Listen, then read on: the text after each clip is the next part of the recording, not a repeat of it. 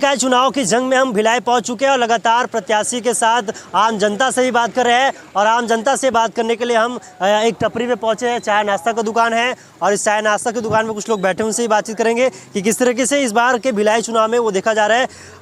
Uncle, आपका नाम बताएंगे? कार्तिक राम बंजारे। कहाँ से आप? सोनिया गांधी नगर से। ऐसा यहाँ कौन कौन से प्रत्याशी है जो इस बार चुनाव लड़ रहा है? बीजेपी और कांग्रेस की बात करें तो बीजेपी है, कांग्रेस है, अपना राजा भैया है। कांग्रेस बीजेपी से पीयूष। किस तरह देख रहे हैं दोनों प्रत्याशियों की बात करें, राजा राम देवांगन और पीयूष मिश्रा की, तो इनकी जो छवि है किस तरीके से है वार्ड में है और क्या उम्मीद लग रहा है आपको? हमको उम्मीद लग रहा है राजा देवांगन का। क्या वजह मानते हैं? क्या वजह मानना है भैया? वही काम और विकास अच्छा करे, इसी वजह मानना है अपन को। हाँ, और विकास अच्छा हो अपने क्षेत्र का। उतना दूर से हम आए, बाहर से जो खड़े हैं वो हमारे पास क्या विकास करेंगे? आके जो विकास करेंगे तो अपने मोहल्ले का आदमी विकास करेंगे। आप बोल रहे हो वो बाहर से है, तो क्या कितना प्रभाव पड़ेगा क्षेत्र के विकास को लेकर के? क्षेत्र के विकास लेकर के बहुत प्रभाव पड़ेगा बाबू। क्षेत्र में हमारा बीजेपी आ रहा है, बहुत प्रभाव पड़ेगा। हाँ, किस तरह देख रहे हैं दोनों की छवि को? कांग्रेस को चुनेंगे। ठीक है, तो कुछ लोगों से और बातचीत करते हैं कि किस तरीके से इस बार की जो चुनाव है वो सरगर्मियां बढ़ती जा रही है और देखने को मिलेगा कि किस तरीके से इस बार के जो युवा चेहरे हैं कांग्रेस की, उसको इस वार्ड में बेहद पसंद किया जाता है। भैया, आपका नाम क्या है? राजू वासनिक है भाई साहब। किस तरह देख रहे हैं इस बार जो वार्ड की समस्याओं को लेकर, कौन खरा उतरने वाले, फिर पीयूष मिश्रा? ऐसा है कि भाई साहब अभी चुनाव हुए हैं, आज तक 3-4 चुनाव हो चुके हैं। उस चुनाव में जो जोन 1 जो क्षेत्र आता है, जोन 1 के क्षेत्र में 2 वार्ड आते हैं। 2 वार्ड में जो है अभी 2 बढ़ गए हैं, तो 3 वार्ड हो चुके हैं। तो करीब करीब अभी तक जो स्टैंडर्ड लेवल पे बोला जाए, जो मूलभूत सेवाएं या लोगों की समस्या है, या एक अच्छा वार्ड स्तर में एक आदर्श वार्ड बने, ऐसा कुछ 15-20 सालों से अभी तक बना नहीं, चाहे कोई भी नेता भी रहा। तो हमारा कहना मतलब जब 15-20 साल से तो ये अनाथ के वार्ड में रहा और इस बार भी वैसी स्थिति बन रही है।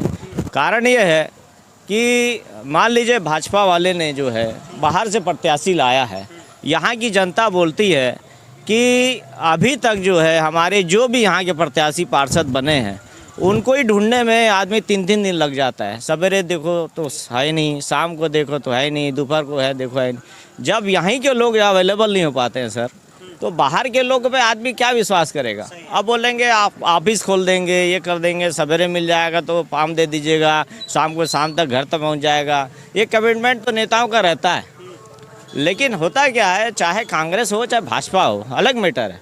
लेकिन यहाँ आदमी अगर घर के सामने में कोई भी डॉक्टर है, पुलिस थाना सामने है, कोई भी जो जिम्मेदारी कोई ऑफिसे हैं घर के सामने रहेगा, तो आदमी तत्काल जाएगा। चूँकि पार्षद जो है यहाँ का क्षेत्र का है, भले कांग्रेसी का है, लेकिन अब पूरी जनता चाहती कि हमारे घर के पास का हो, तो रात में कभी भी जा सकता है, कोई भी दिन में जा सकता है। तो ये उसमें अवेलेबल वाली बात है, सुलभ और सरल। तो सुलभ भी है और यहाँ का जो प्रत्याशी सरल भी है, तो उस हिसाब से आदमी बाहरी तो आदमी कौन वोट देगा? ये वार्ड में दहशत भी देखा जा रहा है, क्राइम रिकॉर्ड है उनके अंदर। किस तरह देख रहे हैं पीयूष मिश्रा की छवि है वो कहीं ना कहीं क्रिमिनल रिकॉर्ड के अंदर आता है, तो क्या उससे कहीं ना कहीं उनकी छवि खराब होगी? और इस बार जो प्रत्याशी है भाजपा की, उस पर कहीं ना कहीं निशाना साधने को कांग्रेस से वो सफल होती दिखाई दे रही है। देखिए भाई साहब, बात क्या है, हमारा जो भिलाई शहर है, एक समय में हम लोग भी यहीं से बचपना में भिलाई को भलाई शहर के रूप में जाना जाता था। आज जो है क्रिमिनल रिकॉर्ड जो है, चाहे किसी भी पार्टी लेवल का हो, ये शहर हमारे बड़े बुजुर्गों ने बनाया हुआ है, सज्जनता को बनाया गया, सभ्यता का शहर है और सरलता का है, धार्मिक वातावरण का है और प्रेम व्यवहार का शहर है। ठीक है, और पढ़े लिखे शहर है, और ऐसा शहर शायद ही छत्तीसगढ़ में कम है। तो मेरा कहना मतलब ये है कि जो पढ़े लिखे लोग रहते हैं, सभ्य लोग रहते हैं, असामाजिक लोग को पसंद नहीं करते हैं। तो और क्रिमिनल रिकॉर्ड है क्या नहीं है वो पार्टी तय करेगी, किसको तुम दे रहे हो उसका भुगतान वो भुगतेगी। लेकिन शहर के लोग जो है सज्जन लोग हैं, सज्जन को पसंद कर दिया और सज्जन लोग ही आना चाहिए, क्योंकि सज्जन और सरल आदमी और कार्यकर्ता, एक सामाजिक कार्यकर्ता अगर आता है, समाज में अच्छा निर्माण होता है, समाज में काम होता है। और असामाजिक लोग रहेंगे, असामाजिक टाइप के लोग उस तरह उद्दंड करेंगे। यहाँ पूरे हर क्षेत्र में असामाजिक लोग का पूरा झंड भरा हुआ है कुर्सी पार में, आप जान सकते हो, देख सकते हो आप। तो ये जो है कि आप ये समाप्त होना चाहिए। सज्जन लोग आएंगे, अच्छे लोग आएंगे, अच्छा वातावरण बनेंगे, गंदे लोग आएंगे, गंदा वातावरण होगा। ये आप लोग को समझना, आप लोग मीडिया इस मंच आप लोग के माध्यम से ये चाहूँगा पूरे शहर को, चाहे किसी भी पार्टी का व्यक्ति हो, अच्छे लोग को लाओ, अच्छा एक समाज बनाओ और अच्छा एक विकास हो। ये नहीं कि आप घर में बैठे हो, घर में बोलने के बाद बोले नहीं है, तो ये सब दमदारी है। और एक अच्छा अगर कोई काम मौका मिलता है नए लोगों को, अच्छे लोगों को, तो एक अच्छा एक काम भी होगा और सारा चीज़ें सबका होगा। ये और ये चुनाव जो है, इस तरह देख रहे हैं देवेंद्र यादव यहाँ पर महापौर रहे, क्या लगता है उनके काम? जो सड़कें मैं देख रहा हूँ चकाचक लग रहा है, बंदोबस्त अच्छी तरीके से देखने को मिल रहा है, क्या लगता है कितना विकास आने वाले समय में कितना विकास होगा? देखिए हम तो पार्टी लेवल पे अपन नहीं बोलेंगे, एक विधायक के रूप में बोला जाएगा तो देवेंद्र यादव का जो छवि है सरल है, सुलभ है, व्यवहारिक है, तो सारे लोग बोलते हैं, है ना। आप कभी भी आप जाओ तुरंत मिलते हैं, तुरंत बोलते हैं भैया। अब मेरा व्यक्तिगत भी है, मैं भी 1-2 काम के लिए गया हूँ, किसी स्कूल के बच्चे का एडमिशन कराने तुरंत किया। हम लोग भी किसी पार्टी से जुड़े हैं, कार्यकर्ता है, वो अलग मैटर है साहब। लेकिन एक विधायक के रूप में वो ठीक ठाक है, सरल है, व्यवहारिक है, किसी तरह का अहम नहीं है, कोई भी बात करने से पब्लिक के लिए मिल जाते हैं। और उनके भी अपने यहाँ के कार्यकर्ता हैं, वो कर लेते हैं।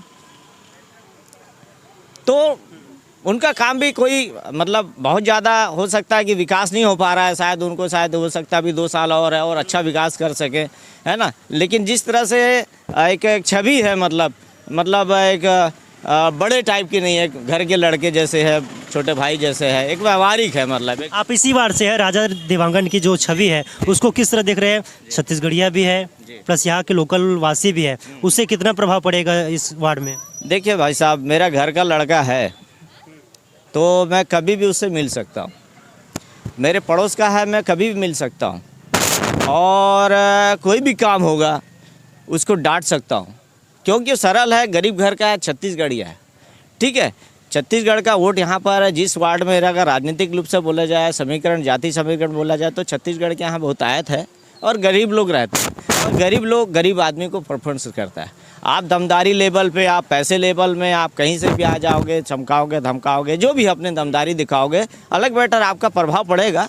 लेकिन आज मैं बताया, सभ्यता को लोग पसंद करते हैं, सभ्य आदमी को पसंद करते हैं, सरल आदमी को पसंद करते हैं, असामाजिक लोगों को पसंद करना भी नहीं चाहिए, मेरा अपना मत है। ये दूसरी बात देखने को मिल रहा है, कहीं ना कहीं बीजेपी में गुटबाजी यहाँ पर देखी जा रही है, किस तरह देख रहे हैं? बात करें प्रेम प्रकाश पांडे, सरोज पांडे, विद्या भसीन जी है, 3 गुटों में पार्टी बढ़ चुकी है, ऐसे में कहीं ना कहीं पार्टी में गुटबाजी देखने को मिल रही है क्षेत्र में। भाई साहब, गुटबाजी क्यों नहीं होगी बताइए, क्यों नहीं होगी गुटबाजी? आप गुटबाजी क्यों नहीं होगी? आप अपने लोगों को आप प्रेफरेंस दोगे, आप बच्चों को, जो गरीब बच्चे हैं आपके, गरीब कार्यकर्ता है, 30-35 साल से आपसे काम लगे हुए हैं, वो भी तो कार्यकर्ता है। मान लीजिए यहाँ की बात बता रहे हैं, यहाँ पर पता चला कि 13 प्रत्याशी इस वार्ड में, 13 प्रत्याशी यहाँ पर जो पर्यवेक्षक आए हुए थे आदरणीय देवेंद्र के, वहाँ से आ चुके हैं। क्योंकि मैं भी एक भाजपा का प्रत्याशी के रूप में बार-बार कार्य करता हूँ, तो उन्होंने 13 प्रत्याशी इस वार्ड से लोग दिए। अगर आप किसी को भी देना था, चाहे आप समीकरण बनाते जाति वाला, ब्राह्मण लेवल पे, अनुजाति लेवल में, गरीब लेवल पे, या जो भी सक्रिय लेवल पे, कार्यकर्ता लेवल पे बोला जाए, तो वो भी आप जब बाहर के लोगों को ला करके आप जिता सकते हो, तो यहाँ का भी कार्यकर्ता जीत सकता है। जब आप यहाँ के बाहर से ला करके आप 1000 वोट से जिता रहे हो, तो यहाँ तो वो 500 वोट तो प्लस में रहेगा, क्योंकि यहाँ 25-30 साल से हम यही बीजेपी वाले को जिताए हैं, ठीक है। तो यहाँ के लोग जब जिताए हैं तो वो भी, उसका भी एक तो प्रभाव पड़ता है, ठीक है। तो इसमें आपको प्लस ही मिलेगा, भाजपा का प्रत्याशी ही पर जीतना है ना, कि अलग आप उसको। हम तो यहाँ पर सारे कई हमारे यहाँ के लोग 25-25, 30-30 साल से लड़के, इकाई का अध्यक्ष भी नहीं बनाए, यहाँ पर इकाई का अध्यक्ष भी नहीं बनाए हैं, उसके बाद भी लोग नेता बोलते हैं। क्यों बोलते हैं?